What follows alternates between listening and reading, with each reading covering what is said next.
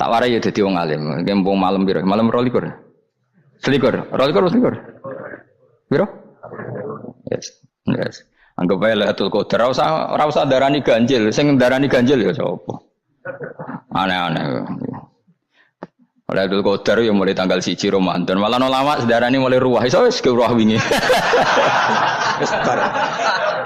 Wong kula sering tol Lailatul Qadar kadang mulut, kadang Dzulhijjah. Kula kan jenisnya on time. Kowe wong melarat, dene dhuwit pedak entuk THR. Nah wong marang pangeran ya sawal selo besar ya entuk napa? Lailatul Qadar. Mergo Lailatul Qadar iku malam diturunane Quran. Quran itu turun Ramadan tok apa tau Sawal to? Sawal ya tau, Dzulhijjah tau. Dzulhijjah tau. Bolak-balik al-yauma akmaltu lakum turun to bulan apa? Dzulhijjah. Kowe ku mari amatir, itu angel terang. Sing darane Lailatul Qadar iku malam diturunne Quran. Quran turune iku piro? Ya macam-macam, ra Ramadan nggih bolak. Lah tapi ana kelas-kelas premium, ana kelas umum, sing kelas umum wis pokoke Ramadan. Sing ganjil dipilih salah sitok. Dadi iku pembatasan apa? Nah Quran dhewe turun coba surat paling terkenal, ayat paling terkenal al-yauma akmaltu lakum turun tanggal piro? Tanggal 9 Arafah Dzulhijjah ne haji wada. Padahal ta'rif Lailatul Qadar apa unzila fihil Quran. Ya tapi ilmu ini mari debat biasa. Umume wong ora takoki wong Gus nuzul Quran tanggal piro 17. Lailatul Qadar tanggal 21. Ya jare nuzulul Quran yo pas Lailatul Qadar. Wong-wong lak muni bingung nang wong. Nah aku sira bingung. Lho kok ora tau mikir jajal. Nuzulul Quran sing resmi ning kitab-kitab tanggal piro? 17. Lailatul Qadar tanggal. Padahal Lailatul Qadar disifati apa? Malam turune. Roh, nek ora tau bingung ngono. Wong ana kadang ngirim wong goblok, wong kok ayeme ngono. Ora tau mikir. Aku gumun goblok-goblok. Dadi ana ilmu paradok barang ya tenang, ya santai. Padahal ya tak bedhek ya nuzul Quran tanggal piro sing resmi cara kitab-kitab. 17 Ramadan. Lailatul Qadar sing resmi 21 nganti 29. Terus Lailatul Qadar iku wulan apa? Wulan diturunkannya Al-Qur'an. Berarti tanggal piro? Bocah dijak pinter ya kan inna anzalnahu fi lailatul qadar. Saya tak tahu. Nuzul Quran tanggal piro? 17. Lailatul Qadar. 21. Terus Lailatul Qadar ku malam diturunkannya Al-Quran turun tanggal 17. Berarti Lailatul Qadar tanggal ada dik. Ora tau iskal yo gumen mek wong-wong. Yo kok penak weh. Mulai dadi wong alim loro, Kang ora usah mari iskal. Ngathuk ditung bodho penak. Pokoke nuzul Quran piro Kang 17. Lailatul Qadar 21. Lha jare Lailatul Qadar pulang tujune Quran kok beda tanggale. Kan gak tau ge mikir. Alhamdulillah. Tangguran, Lailatul Qadar tanggal piro? Saiki pinter. Tanggal piro, Bos? 17 berarti wis kliwat. Jadi ilmu iku kabeh bingungno kan. Ya biasa bingung. Mulane yang bodho barokah. Barokah. Barokah. Kula cara ora dipilih pangeran nggih milih dadi wong bodho, Kang. Tapi wong pangeran milih kula dadi wong pinter dadi tak syukuri wae. Tapi kadang kula iri, wong bodho ku iri. Modele penak urip ngono. Santai. Ya saiki ya Lailatul Qadar ku sifate apa? Inna anzalnahu fi lailatul. Normale kan ainu nuzulil Quran yo ainu Lailatul Qadar. Berarti tanggal piro? Darawade lagi. Innalillahi wa inna ilaihi raji'un. Kita warai ilmu cara wong alim. Meskipun sampean boleh bantah siji yo kadang keterbatasan ilmu. Nomor loro hasud, bantah kan sebab macam-macam. Hasud, nomor 3 bantah go kegiatan. Kaya wong kuliah nak gak kritis kan darani ra pinter. Dadi cocok lah ya kudu bantah. Engko khas-khasan cerdas apa? Nomor 4 bantah niku sifate wong wedok. Menang kalah protes. Berarti kowe ora lanang berarti wedok, tukang protes itu wedok. Nomor 5 bantah itu berarti dia punya keiskalan tapi nggak bisa keluar dari keiskalan itu. Jadi problem Anda ditimbangkan ke saya, itu ya ora sopan. Problem-problemnya dhewe kok ditimbangkan ke saya. Begini terang no. Hukumnya Allah Ta'ala itu ada yang berstatus itu lugu. Lugu itu ya lugu ummi. Karena agama ini memang ummi. Ummi itu lugu. Sehingga agama ini tidak perlu diterangkan. Ketika Abu Hanifah, agama ini ketika datang, itu orang lugu. Lugu itu murni. Murni itu proporsional. Sehingga sifat ummi itu baik. Misalnya saya bilang gini, rungon awas kena keliru. Kalau kamu sholat itu batal kalau makan. Itu ukurannya 1 upo apa 1 piring? 1 upo kan? Itu sudah batal. Terus kalau saya bilang gini, Cong nak tamu keimangan, itu 1 piring tak 1 upo. Enggak jawab ya? 1 piring. Orang iso misal, tak keimangan, gue 1 upo. Nah, lalu Anda ditanya gini, lalu definisi makan itu apa? Memasukkan 1 piring ke mulut, apa 1 upo ke mulut? Dalam bab sholat, 1 upo ke mulut itu makan. Tapi dalam bab hormat tamu itu 1 piring. Setuju ya? Tawari pinter kayak. Ayo tawari ya. Wes setuju ya? Wes pinter. Lo jawab wes pinter. Urung. Lailatul Qadar ya kono. Misalnya Lailatul Qadar menjadi super karena ada sesuatu yang super turun, yaitu Lailatul Quran. Jadi menjadi super karena yang turun adalah sesuatu yang super dan itu artinya tanggal. Loh, salah nih aku cek. Iku teke tanggal 21 kabeh sing ngaji ning kene. Oh jelas inna anzalnahu fi lailatul qadar. Hurujuke ning ndi? Quran kan? Wa ma adraka ma lailatul qadar. Lailatul qadri khairum min alfi syahr. Makanya Lailatul Qadar itu ya bisa saja tanggal 1 kemarin sudah kelewat. Mbok entah ini jebelis baris dada. Atau mungkin Saban. Jadi perdebatan ulama tentang Lailatul Qadar. Malah ada wali yang bilang saya tiap hari mendapat Lailatul Qadar. Nah, itu malah ra kelas meneh, malah pusing, malah napa? Pusing. Udah enggak usah mikir itu. Jadi hukumnya Allah itu ada 2. Ada hukum itu lugu dan ini bagus. Makanya saya itu kenangan saya terbaik dalam membela Allah dan Rasul.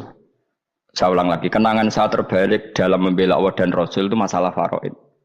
Dulu mungkin banyak yang ingat lah ketika tahun berapa lupa saya. Tapi ada seorang menteri dan pakar Islam menggulirkan isu hak waris itu sama. Lelaki dan perempuan sama. Alasannya karena perempuan sekarang kerja. Jadi gara-gara kesamaan gender kemudian mereka ingin bagi waris itu apa? Sama lidzakari mislu hadzil unsayain itu ditentang. Gerakan itu pernah menguat, termasuk yang bisa dengan tanda kutip bisa menghentikan gerakan itu termasuk itu saya. Yang punya pikiran gitu tak parani, tak tantang begini. Saya bilang gini, Anda ngomong ini itu karena pinter apa karena tren? Tak tanya, ya karena pinter. Saya ini kan orangnya keren, punya kepangkatan jos lah. Ya kepangkatan jos, kepangkatan dunia, mesti cara pangeran bojos ora ya ora. Cara ukuran dunia itu jos lah. Tak tanya, saya itu Pak Ba, termasuk yang setuju gerakan kesamaan gender. Dulu kan lelaki perempuan itu beda sekali karena lelaki kerja perempuan tidak. Sekarang sama-sama kerja maka warisnya harus sama. Terus saya tanya gini, lalu penyebab warisan itu kerja apa lelaki? Dia jawab kerja. Dia nggak ngerti kalau ngadepin saya. Saya ini kan orang alim yang biasa belajar mantek. Dia ini roh nak aku ngalim. Sembrono ya jadi ini. Ketika tak tanya gini, lalu misalnya saya punya anak, yang anak saya putri itu direktur BUMN atau direktur bank atau direktur PT besar. Kemudian anak lelaki saya idiot, goblok. Warisannya dikasihkan siapa? Kalau kerja adalah alasan dapat warisan, berarti anak saya perempuan itu yang dapat warisan dong. Anak saya lelaki kan idiot, nggak kerja. Lalu warisan itu berdasar prestasi apa empati? Kalau berdasar prestasi malah Anda ini aneh. Sudah kerja direktur BUMN hanya karena dia kerja, dia dapat warisan. Karena Anda bilang asbabul irsi adalah kerja. Kalau saya bilang karena empati, saya juga gak fair. Yang kerja juga butuh modal gak saya warisi, tapi yang idiot tak warisi karena warisan berdasar empati. Lalu Anda milih mana? Bingung deh namanya. Sampai dia ikrar, saya belum pernah mendapat perlawanan seperti ini. Karena Anda ngomong sama orang-orang goblok, kata saya. Terus saya bilang, saya ini ngaji Wahab, khatam berkali-kali. Anda mungkin baca kitab Wahab itu hanya terjemah. Maka menurut Islam yang menjadi hak waris itu sebabnya dzukurah wal unasah, kelelakian menjadi dapat 2 bagian, keperempuanan menjadi 1 bagian, dan itu Islam tidak mau urusan dengan prestasi maupun empati, mujarradul dzukurah dan mujarradul unusah. Sehingga dengan seperti ini tuh Islam nggak ribet. Coba kalau kamu pakai ilatul hukmi, pakai cara berpikir logika, malah ruwet karena tadi kalau kesamaan gender itu karena perempuan kerja, lalu misalnya yang lelaki idiot misalnya atau pengangguran, warisan kamu kasihkan siapa? Kalau kerja itu menjadi alasan hukum, kamu kasihkan yang perempuan kan? Aneh enggak? Yang sudah kerja malah kamu kasih warisan yang nganggur? Enggak. Berarti berdasar prestasi atau berdasar empati. Kalau kamu dapat warisan idiot dulu dong.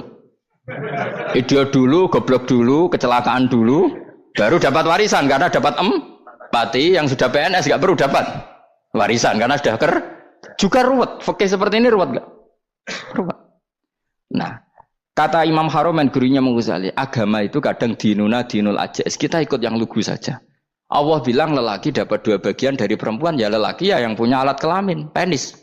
Perempuan yang punya farji, ya sudah gitu aja, gak usah ruwet-ruwet. Kenapa begitu? Ya sudah seperti itu. Nanti lama-lama gini kalau diterusin. Ada seorang dokter fikih perempuan. Dia menguasai fikih sholat. Ruhin lanang tapi gak menguasai fikih sholat. Rohnya mau pesolatan misalnya. Lalu yang jadi imam siapa kalau berdasar prestasi? Perempuan dong, karena dia doktoral fikih sholat. Dia menguasai aneh-anehnya sholat. Goro ibu masaili sholat dia menguasai. Sementara Ruhin takoki sholat itu apa Ruhin? Pokoknya ini Gus ngadeg terus lugu.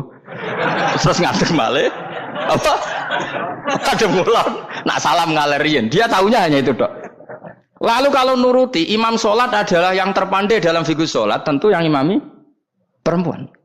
Tapi agama ini tidak seperti itu. Pokoknya wong lanang imami. Wong beda. Jadi makanya kata Imam Haromen dinuna dinul ajais. Sampai Said Muhammad itu sering ngutip beliau ngintikan Allahumma imanan ka imanil ajais, ya Allah. Semoga iman saya menerima konsep engkau itu ka imanil ajais. Imannya wong wedok-wedok sing lugu. Ajus itu perempuan lugu yang sudah sepuh. Jadi misalnya ngukur anak seneng ya anak kono gedang goreng, ngekei duwe, ya lugu saja. Itu bagus. Daripada kamu pakai argumentasi, karena argumentasi ini sebetulnya kelihatan cerdas, tapi ada kebodohan masif. Karena tadi, kalau hak waris kita otak-atik dengan prestasi, maka yang pro empati akan protes. Paham ya? Masa yang sudah kerja dikasih banyak, yang idiot enggak? Tapi kalau berdasar empati juga aneh. Masa dapat warisan harus goblok dulu, harus kecelakaan dulu. Maka Rasulullah pernah ngendikan ketika ditanya, lalu warisan untuk siapa ya Rasulullah? Nabi jawabnya lucu. Fali aula rojulin dakarin. Jadi Nabi sempat ngendikan kata rojul. Kemudian direvisi dakarin. Fali aula rojulin dakarin. Semua ulama ngendikan dakarin di sini adalah badal. Nabi ngendikan rojulin. Kemudian Nabi ingat kalau rojul itu identik dengan lelaki dewasa. Apa? Kemudian Nabi mengulang lagi dakarin. Tidak harus dewasa, yang penting lelaki. Jadi meskipun baru lahir, kalau dalam keadaan baru lahir namanya apa? Kan dakarin kan? Belum bisa dikatakan rojul. Paham ya? Nabi ngulang 2 kali. Fali aula rojulin dakarin. Ini penting saya utarakan supaya clear. Jadi agama itu gak usah diotak-atik. Ya itu tadi misalnya imam sholat itu lelaki. Ya sudah lelaki. Lelaki itu apa? Yang punya alat kelamin lelaki. Jangan dibalik ini. Yang dikatakan lelaki itu orang kuat. Jika meskipun perempuan kalau kuat. Misalnya perempuan anggota poluan. Lelakinya cemen, idiot, maka imamnya perempuan gitu. Karena makna lelaki adalah kuat. Ini keruwetan. Jadi agama itu tidak seperti itu. Nah sekarang kembali ke pilihan. Yang dikatakan pilihan itu orang hebat. Apa yang dipilih? Apa berdasar definisi? Apa berdasar kehendak yang milih? Nah, kok mulai do pinter, tumben do pinter. Alam raya ini milik Allah. Dan semua di alam raya ini milik Allah. Maka dipilih tidak dipilih itu terserah yang punya apa terserah kita. Apa terserah kriteria, apa terserah definisi. Dalam konteks kita sebagai objek diambil, tentu terserah yang punya. Kemudian Allah bilang, orang-orang itu saya pilih. Nah kalau milihnya Allah berdasar kepunyaan, tentu Allah boleh dong memilih orang yang sebetulnya berstatus dolim. Ya tapi ya tetap dia dolim, tapi ya tetap dipilih. Kenapa ya? Karena Allah yang punya. Saya misalnya orang kaya, boleh nggak punya HP buruk? Boleh kan? Terserah saya. Saya orang kaya, beli HP mahal, medium dan paling buruk, boleh enggak? Boleh saya yang punya. Enggak boleh Gus, dengan orang kaya harus beli HP yang mahal. Yang bilang harus siapa? Nah, kegoblokan kita ini seperti ini. Nak wong sugih HP-ne kudu larang. Nak wong alim kudu bojone ayu. Sing kudu darani kudu ayu kuwi sapa? Nak maji jalan yang dumbu swarga lho kudu iku sing swargane mbam tapi kudu. Nah, kita ini sering berpikir ngatur Tuhan. Nah, Indonesia negara yang mayoritas muslim terus Islam Indonesia kudu dadi sampling Islam seluruh dunia. Ya ora usah sombong ngono ya keben mayoritas juga wonge kakean ngono ae ora perlu GR jadi sampling percontohan Islam internasional ora perlu ngono. Lah misalnya terus jadi contoh misalnya nang Masjid Haram niru Jumatan ning Indonesia berangkat mbek do rokokan. Bariku teki diusep-usepno ning pojok pager. Lah misalnya wong Mekah terus do ngono kabeh karena mencontoh Islam Indonesia. Kacau gak? Ora usah GR ngono biasa wae. Napa? Biasa wae. Terus misalnya mencontoh Islam Indonesia, Indonesia nak ziarah Wali Songo terus tahlilan nunggu nganti setengah jam. Lah terus raudhah dikepung ngono rak macet Mekah Madinah. Mergo agar ziarah Nabi terus lungguh apa? Sak jam. Nak ning wali sak jam ning Nabi 2 jam lah kira-kira gitu. Ya malah nganyak Kanjeng Nabi to. Nabi sekaruan afdhalul khalqi mbok dongakno wa maghfir lahu warhamhu. Iku malaikat sak langit misah. Ya Nabi kok dongakno di sepuro. Kowe tapi ya butuh sepuro. Enggak boleh doakan Nabi gitu enggak boleh. Wa sholli ala sayyidina Muhammad wa ala alihi enggak boleh pakai ighfir lahu. Masalah kita tahlilan apa alam donga iku terus kamu gunakan. Ya misalnya terjadi percontohan Islam dunia terus Nabi kapundhut ditalkin, nak ditakoki waman rebuka piye. Terus Nabi warai waman nabiyuka. Mesti Nabi yo pro, lah aku Nabi coba takoki. Jadi kita ini sering kumo luhur karena kita mayoritas terus jadi percontohan ora usah ngono. Paham ya napa? Ndak usah ngono, mayoritas ya mayoritas ae, tapi ora usah GR jadi apa? Percontohan internasional. Mungkin kalau masalah Islam damai ya bagus. Tapi itu kan tidak hanya Indonesia.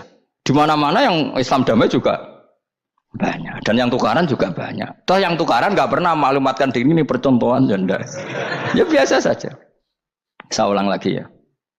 Maka menurut saya nggak akan benar pendapat Khawarij atau pendapat Islam yang keras bahwa orang dosa besar itu keluar dari Islam. Karena ketika Allah mengatakan, kemudian aku pilihkan kitab ini, tak kasihkan orang-orang yang saya pilih. Itu diantara yang pertama adalah, meskipun mereka sebagian tetap zalim. Artinya tetap zalim itu tidak menjadi dia keluar dari status Islam. Paham ya?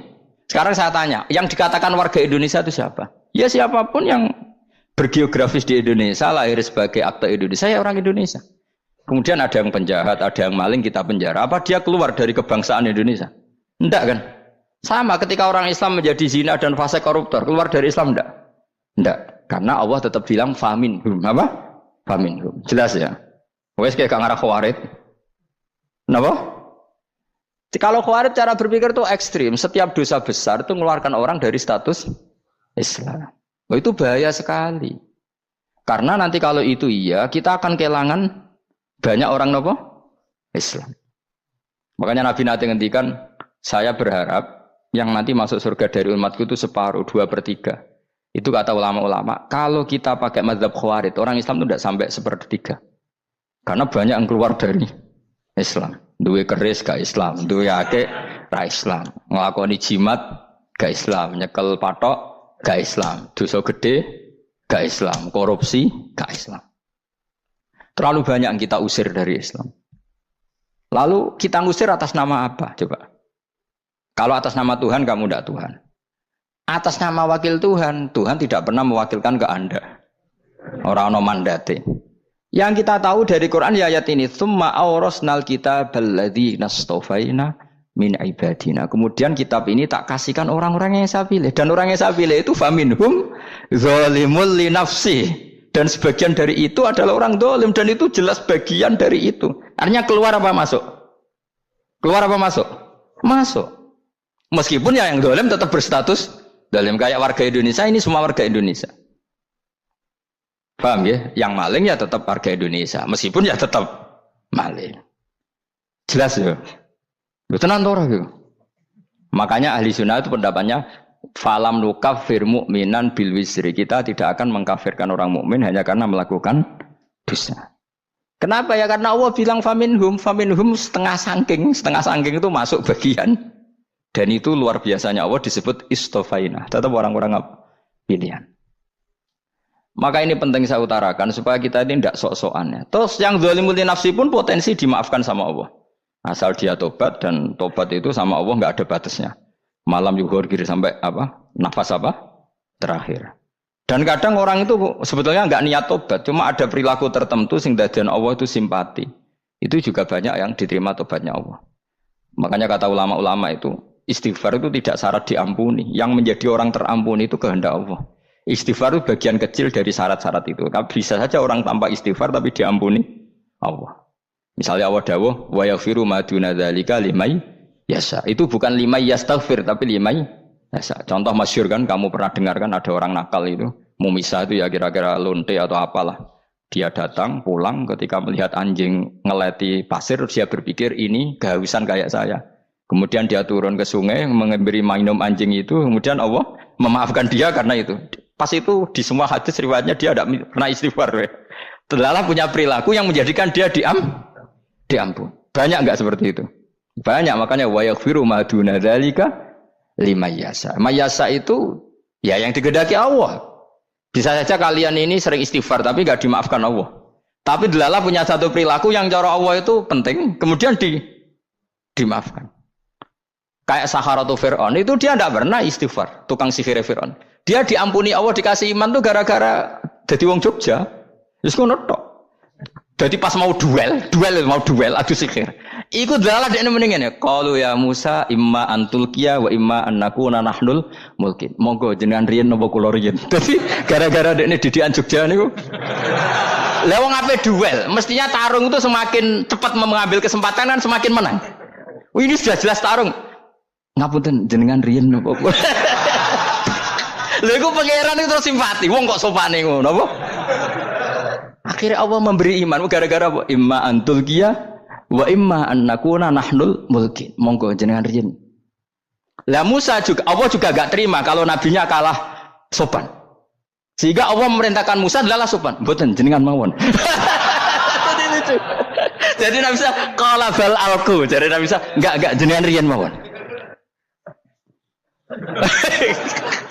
Jadi coba itu kan unik. Dia tidak ingin diampuni Allah, tapi adalah dia sebenarnya satu perilaku yang menjadikan Allah itu simpati, yaitu kesopanan dia dengan Nabi Musa. Imma antulqiya wa imma annakuna nahnul. Nabi Musa juga bilang qala bal alqu monggo jenengan riyen mawon. Akhirnya sakar nggih nak ngoten.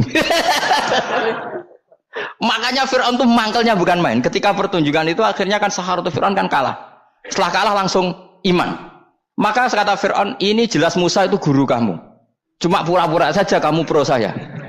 Lah buktinya apa jare buktinya tadi monggo-monggonan gitu. Makanya Firaun bilang innahu lakabirukumul ladzi 'allamakumus sihr. Wah iku mesti Musa iku gurumu. Padahal dia enggak kenal sama sekali. Cuma gara-gara monggo-monggonan tadi itu akhirnya terus pikirannya Firaun. Wah mesti wis kenal suwi mau gayane tok. Mergo gara-gara monggo jenengan riyen. Mboten monggo jenengan mawon. Jadi makanya sampean jangan putus asa. Makanya keliru sekali kalau kita bilang diampuni Allah nunggu istighfar. Enggak. Tentu istighfar penting, kita sepakat. Istighfar itu penting, kita sepakat. Tapi itu tidak satu cara-caranya Allah untuk orang bisa diampuni. Nabi misalnya ngendikan ana wa kafilul yatim kahateni fil jannah. Coba. Orang sering istighfar sama kafilul yatim, kira-kira surganya cepat mana? Cepat kafilul yatim meskipun enggak istighfar. Kalau istighfar terus tapi medit ra karuan. Tak jamin pun rokok alamatnya medit jelas nen rokok aku roh. Terus jelas. Al-bakhil qaribun minan nar, jelas alamatnya deket-deket situ lah, paham ya? Wis jelas as-sakhi qaribun minallah, qaribun minan nas, baidun minan nar. Nah al-bakhil baidun minallah, baidun minal jannah, qaribun minan nar. Jadi wong medit itu ya deket-deket situ alamatnya sudah jelas deket-deket neraka. Ana wa kafilul yatim kahateni fil. Berapa? Apa semua yang dimaafkan Allah Nabi nyebut syaratnya istighfar? Kebanyakan malah enggak. Orang alim misalnya. Makanya orang alim kalau jarang istighfar kamu enggak usah iri. Orang alim tuh mulang tok, itu langit bumi mintakan ampun. Wa innal alima la astaghfiru lahu man fis samawati wa man fil ard hatta al khitan fil bahr. Orang alim itu otomatis dimintakan maaf oleh langit dan bumi sampai iwak ning laut. Mulane jendur Gus Pak jangan istighfar. Aku sing istighfar iso akeh sembrono. Langit bumi no. Mulane kula nu jarang istighfar bukan karena saya sombong, memanfaatkan istighfar mereka no. Dan saya yakin itu lebih mandi timbang istighfar saya. Mun koman fis samawati nglebokno Jibril, Mikail. Orang-orang keren, makhluk-makhluk keren. Saya baru cari hadis yang wa innal muta'allim sing ijek belajar, tapi belum ketemu. Nanti kalau ketemu tak kasih tahu apa? Karena hadisnya yang saya baca masih wa innal alim apa? Orang alim, jadi agak ketat. Nah, nanti kalau sudah ketemu wa innal muta'allima, nanti dicari. Tapi pasti palsu kalau ada itu.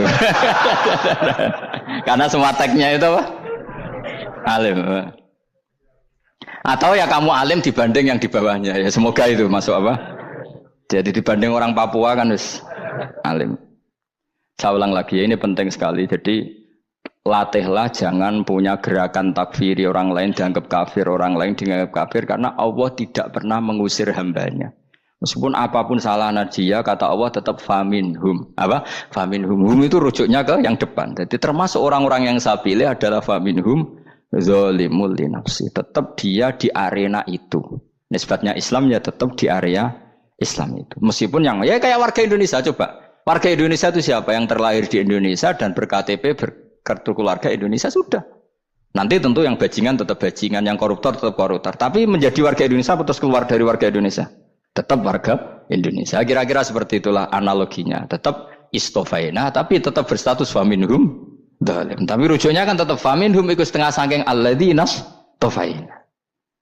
Mulane ngaji sing tenanan. Kowe ora usah anut khawarit. Khawarit ku apa ngamukan. Sidik-sidik wong liya salah yo apa-apaan.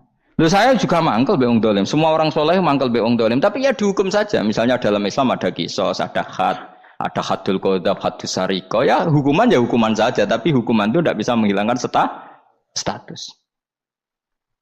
Ya sama seperti manusia tetap manusia, meskipun apapun dia ya manusia.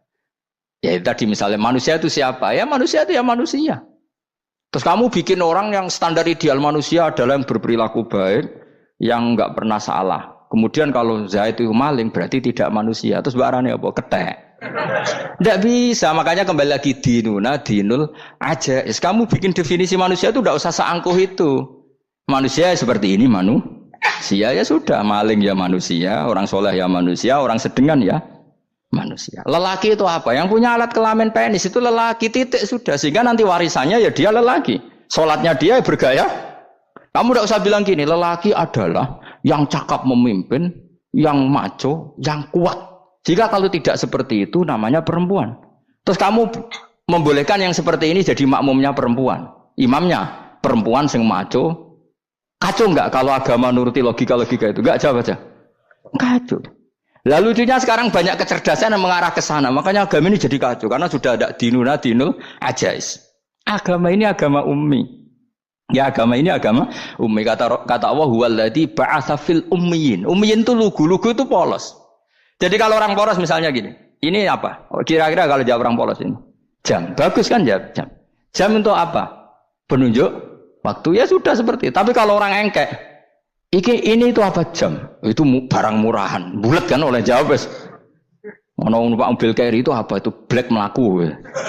Yang mobil itu Alphard. Jadi kacau. Enggak boleh agama dibawa ke sana. Apa?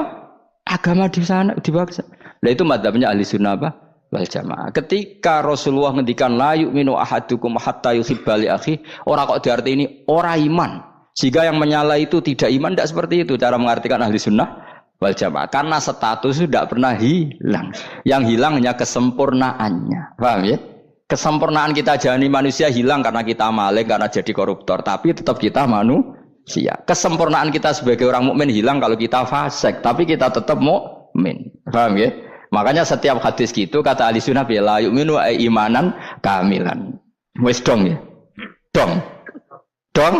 Ya terus alhamdulillah subhanallah. Ya udah alim mas malam 12. Malam Lailatul. Aku kadang yang melok goblok aduh. Saya tuh sering dididik sama bapak saya, sekumpul wong akeh kudu melok goblok guys. Makanya bapak itu kalau ada orang pidato, bapak kan juga nggak suka pidato juga, tapi ya kerso kadang-kadang. Saya pun kadang-kadang kerso. Asal sing utus pernah guru, pernah sepuh kadang kerso. Nah, bapak nak bahas pengajian diomongin balik dari bapak, malah bingung. Ngomong apa wae. Coba kita dengan PD-nya bilang Lailatul Qadar itu 21 sampai berapa? 29. Lailatul Qadar. Warna itu malam Lailatul Qadar. Lalu Lailatul Qadar keren tuh karena apa coba? Karena nuzulul Quran. Lalu nuzulul Quran tanggal 17. Lalu Lailatul Qadar tanggal berapa? Oh, ada nih. Alhamdulillah. Tapi ini jangan jadi keiskalan yang masif itu sudah difitnah itu. Coro Gus Bak, ya coro Gus Bak, coro Quran ngawur gitu. Sembrono. Memang aku tidak pendapat tentang Quran dan ayatnya seperti itu. Maka yang benar, Lailatul Qadar itu kata ulama-ulama dulu, orang yang beramal soleh, ya itu sudah anggap saja dapat Lailatul Qadar. Ora usah ndelok esuk-esuk ndelok srengenge blerengen ta ora, nek blerengen berarti untuk Lailatul Qadar. Jan mendung kan blereng piye. Terus bengi angite sayup-sayup. Anggere dini hari ya sayup-sayup blok-blok aneh-aneh wae. Lah nek pikir sego ora, berarti wong laut gak tarah untuk Lailatul Qadar, ke segoro kidul angine bianter. Lah nek ning Dieng ya mesti sayup. Mau angin dok gunung wis kesel tadi untuk sayup-sayup. Gaya ukuran ojo ngono, gaya ukuran ngono rak wong Dieng luwih ngrasa entuk Lailatul Qadar timbang wong Segoro Kidul. Segoro Kidul angine apa? Buanter. Padahal alamate piye? Sayup-sayup. Mana-mana. Maksudnya alamat ngono iku ora ngono, maksudnya ayat iku Kanjeng Nabi mbadhawuh ngono, maksudnya ora ngono. Wes dong ya. Ayo Lailatul Qadar tanggal aku seneng wong bodho. Kowe enak urip wis happy no? Happy. Ya saya ulang lagi ya. Jadi kejati dirian itu tidak bisa hilang dengan standar keidealan. Yang hilang itu standar apa? Keidealan. Misalnya kita maling ya eman lah sebagai orang mukmin kok maling. Warga Indonesia kok kriminal tuh eman, tapi dia tetap orang Indonesia. Orang Islam tetap Islam meskipun dia fasik. Sebab itu Allah ngendikan faminhum zalimul linafsi. Sebagian dari orang yang saya pilih dia adalah orang dolim. Ya dolim saja. Kamu jangan kamu katakan kafir ya dolim saja. Dolim kira-kira maknanya kurang ajar, kacau, kriminal. Tapi kan tetap